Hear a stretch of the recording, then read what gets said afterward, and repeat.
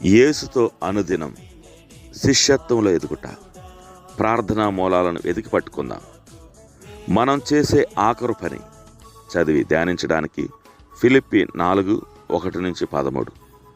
దేనిని గూర్చియు చింతపడకుడు గాని ప్రతి విషయంలోనూ ప్రార్థన విజ్ఞాపనముల చేత కృతజ్ఞతాపూర్వకంగా మీ విన్నపములు దేవునికి తెలియచేయడి. 6వ వచనం. ఫిలిప్పీలకు రాసిన పత్రికలోని ఈ అధ్యాయాన్ని మనం ముందే చూచినప్పటికీ తదుపరి అంశం నిమిత్తము ఈ అధ్యాయాన్ని మరొకమారు చూడవలసిందిగా మిమ్మల్ని ఆహ్వానిస్తున్నాను. పౌలు నిజమైన క్రైస్తవులకు అవసరమైన అనేక విషయాలను పేర్కొంటున్నాడు. మనమందరము మన విశ్వాసంలో స్థిరులై ఉండాలి. మనం విధి నిర్వహణలో ఆనందించేవారమై ఉండాలి. ప్రతి విషయంలోనూ అనుకూలమైనట్టు లాభకరమైనట్టు ఆలోచన కలిగిన హృదయం కలిగి ఉండాలి.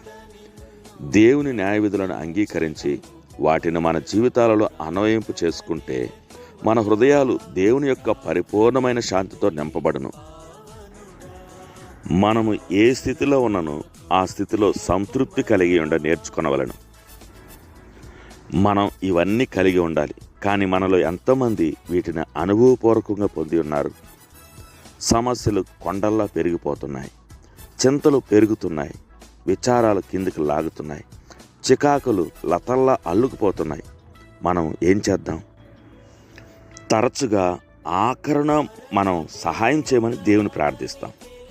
ఒక వృద్ధుడైన క్రైస్తవుని మీ తర్వాత తరవానికి మీరిచ్చే సందేశం ఏంటి అని అడిగినప్పుడు మొదటిగా ప్రార్థించండి, చివరిలో కాదు అన్నాడు. ఈనాటి వాక్య భాగమును యాంప్లిఫైడ్ బైబిల్లో చూసినట్లయితే దాని అర్థాన్ని విస్తంగా మనకు తెలియజేస్తూ ఉంది. దేనిని గూర్చి ఆందోళన చెందవద్దు కానీ ప్రార్థన విజ్ఞాపనముల చేత కృతజ్ఞతాపూర్వకంగా మీ కోరికలు దేవునికి తెలియజేస్తూ ఉండండి. అప్పుడు దేవుని సమాధానం మీ సొంతం అవుతుంది.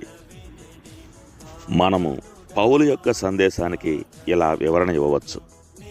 మీరు కేవలం వాటి గురించి దేవునితో మాట్లాడితే చాలు.